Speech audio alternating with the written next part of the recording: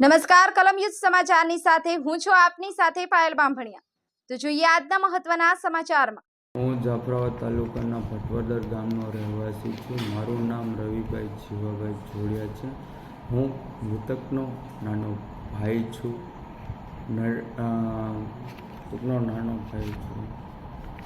એ 3 દિવસ પહેલાં મારા ભાઈ નરેશને પોલીસ મારવાથી મૃત્યુ નિપજાવેલ છે।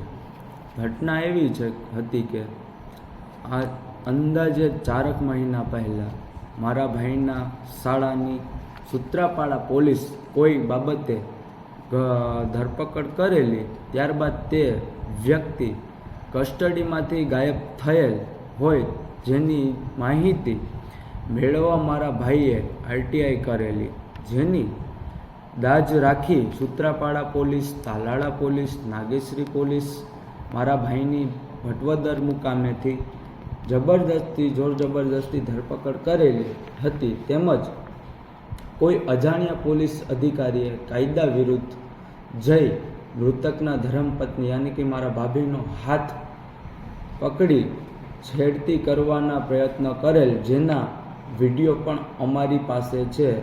ધરપકડ બાદ ઢોરમાર મારતા ગાડીમાં બેસાડી ગયેલ।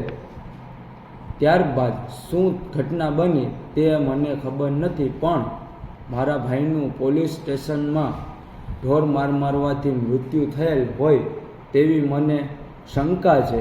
મારા ભાઈનું મૃત્યુ થયા બાદ અમો ડેડ બોડી સંભાળવાની ઇનકાર કરેલ અને અમો એફઆઈઆર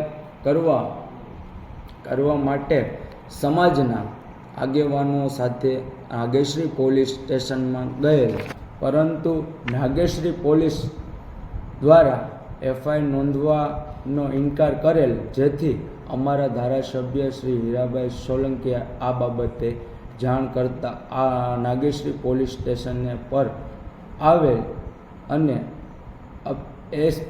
પીએસઆઈ સાથે વાત કરેલ અને એફઆઈઆર સૂત્રાપાડા પોલીસ સ્ટેશનમાં એફઆઈઆર થશે, જેની ધારાસભ્ય દ્વારા ડીએસપી સાથે વાત કરી અમો અને અમારા સમાજના આગેવાનો સાથે સૂત્રાપાડા પોલીસ સ્ટેશન પર આવેલ, જ્યાં ડીએસપીએ જણાવેલ કે તમે જાણવા જોગ અરજી આપો।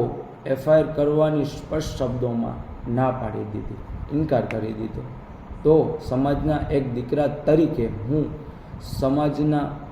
સમાજને વિનંતી કરું છું કે આ બનાવ બન્યો તે ભવિષ્યમાં આવો બનાવ કોઈની સાથે ના બને, એના માટે હું દરેક સમાજના વડીલને અપીલ કરું છું। અને મારી એક અરજી છે કે એફઆઈઆર કરી જવાબદાર તમામ અધિકારી સામે ગુનો દાખલ કરવામાં નહીં આવે તો હું મારા સહપરિવાર સાથે એસપી કચેરીએ આત્મહત્યા કરીશું, જેની તમામ જવાબદારી પોલીસ તંત્રની રહેશે, જેની ગંભીર નોંધ લેવી। જય હિન્દ, જય કોળી સમાજ, જય માતાજી।